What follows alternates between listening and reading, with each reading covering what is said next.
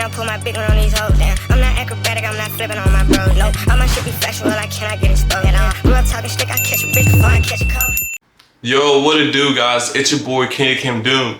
Hey, it's a great day, man. Yeah, dude, honestly, man, I just want to say I'm not perfect, okay? I make mistakes, and I just, like, I'm not the perfect guy. Like, I'm not the smartest. I'm not the most intelligent. I'm not the most confident. I'm not the most charming, whatever, right? I'm not the richest. But what I am is I'm resilient and I'm determined. And today, man, I want to go over kind of something that happened in the past that changed my mindset overall as what it takes to live life and actually being a person that won't let shortcomings defeat you. When I started my land journey, man, it was an incredible experience, and it was a much difficult experience because I had just quit my job and I was going through crazy anxiety and I think sometimes depression, but not too much.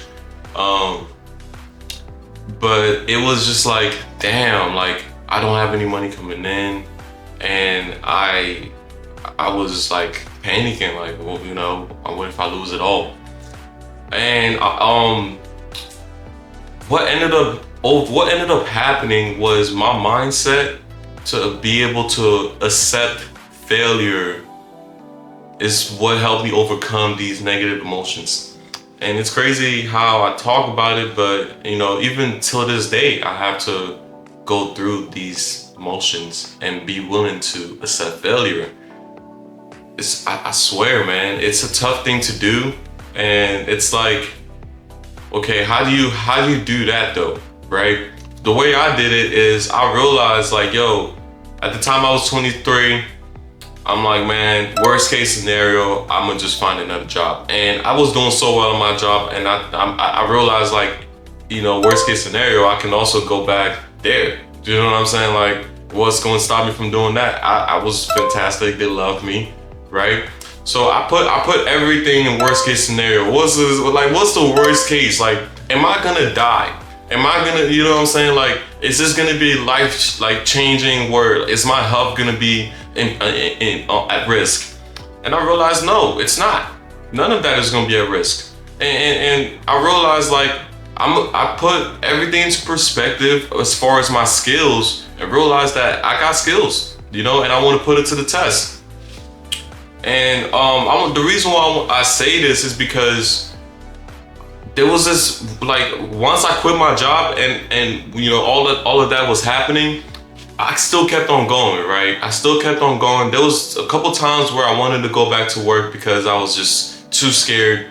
But, you know, I talked to some people and realized that, you know, it's best for me just keep on going down this path because I'm doing all the right things. And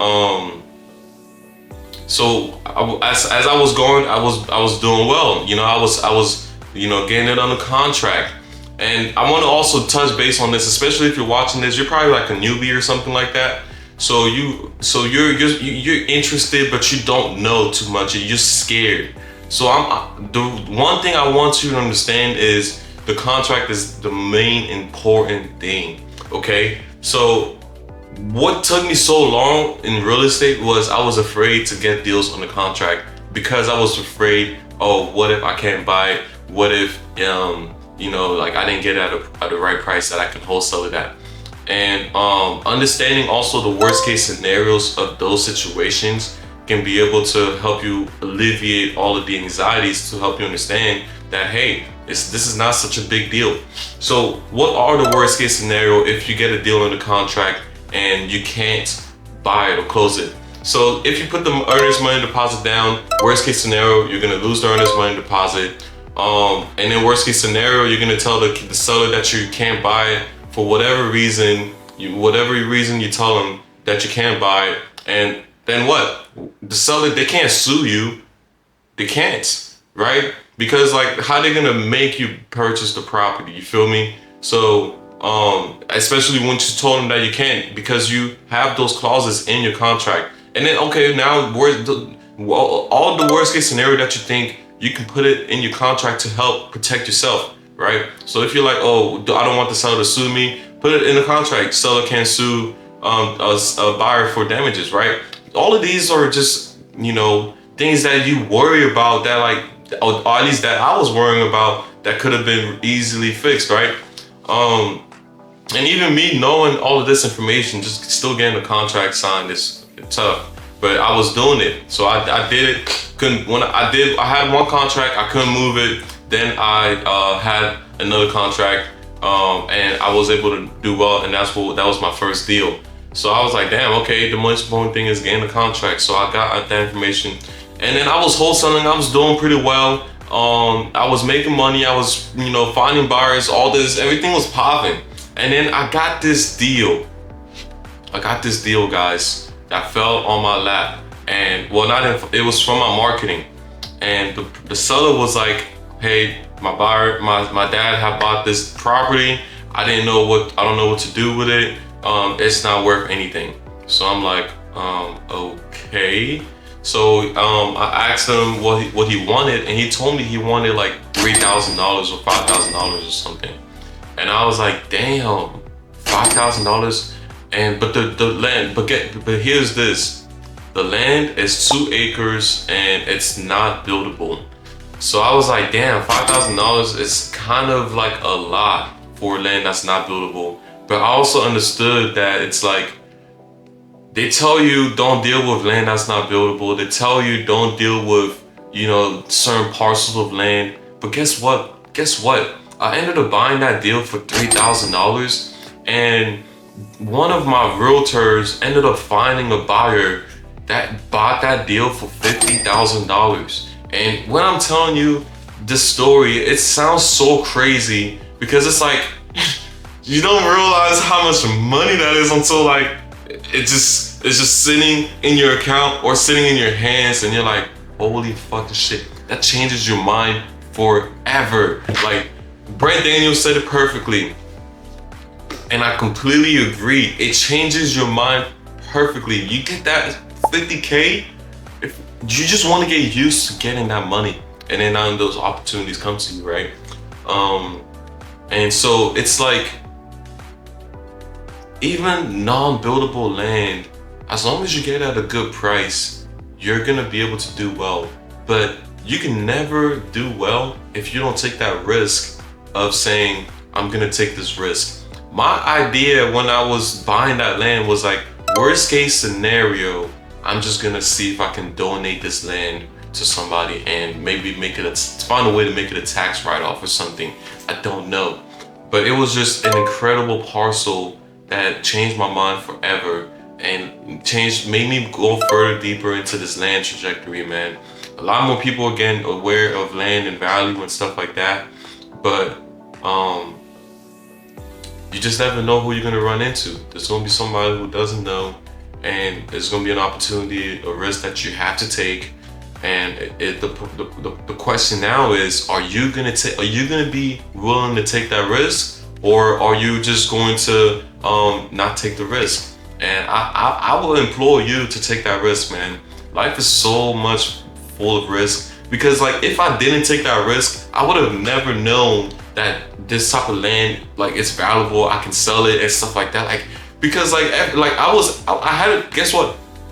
I had it under contract, and a lot of people were telling me like, oh, why would you do that? That land is worthless. And I'm like, bro, land is never worthless. There's always something you can do, and that's why I like to deal with like larger parcels, because it's like, man, even if it's like landlocked and stuff like that, there's so much you can do with the land and you can't make any more of it. So there's no way you're telling me that the land is not worthless if there's no more. Like, it's a commodity that can't not be created. It's either there or it's not, right? So land is always worth something, guys. Keep that in mind, especially if you're on your journey right now.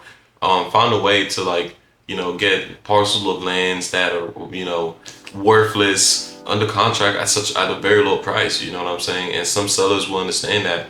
And you know, since you know about the land, just use that to your advantage. Like I knew that I could at least sold that land for 20. I knew that. I was like, man, it's a good area. It's land, man. It's gonna go for at least 20, right? So you know, I ended up selling it for 50. It's crazy. I'm blessed, but that's not even the first one. There was another one that was non-buildable. I bought it for 10. I ended up selling that for 80. Guys, it's crazy. And everything that I'm talking about here, you can do it too. You can do it, man. I have my course, and I also have videos that show you how I go about finding these type of opportunities, man. Don't let it slip in. Real estate now is booming like crazy. So if you put yourself in the position for these opportunities to come to you, then you're gonna win. You're gonna win. And I just want us all to win, man. I'm a guy who dude, I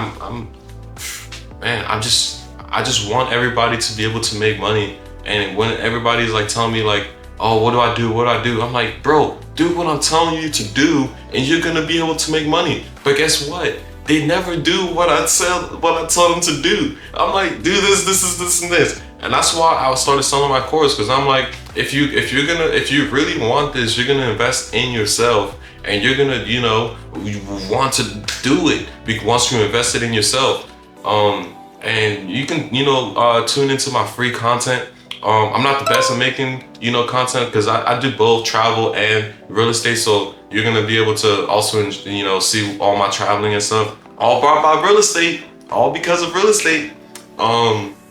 So yeah, invest in yourself, man, and do what you like. Apply the information, my guy. Do you know what I'm saying? Like, don't just buy it. Don't just buy the information.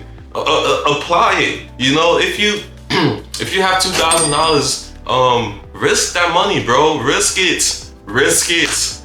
that money. But not on some stupid shit. Risk the money to make more money. And the only way you can do it is if you know, listen to what I say and do exactly what I tell you to do. If you have, let's say you have 2 G's, you pay for my course. What is it, like 400? And then you have now what is it, 1600 left.